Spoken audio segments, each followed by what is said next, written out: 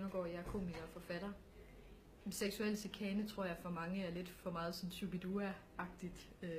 Eller sådan en frunsekode, og så grab hun mig lige på numsen. Men i virkeligheden er det jo alle former for kommentarer, der sådan er seksuelt lavet. Jeg har selv prøvet at få den der, jeg drømte, at jeg knækkede med dig i nat.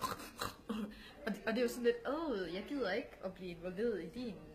Altså, man kan ikke sige fra også, fordi det tit bliver sådan gjort til sådan, og det var bare for sjov, jo, ikke? Og det er jo ikke sjovt lige pludselig at blive sådan inddraget i folks sådan sexliv på den måde. Så det er meget sådan det der med, at man bliver seksualiseret, selvom man jo egentlig bare synes, man sidder og passer sit arbejde sådan helt. Altså gode patter. Jeg er bare ved at lave rapport.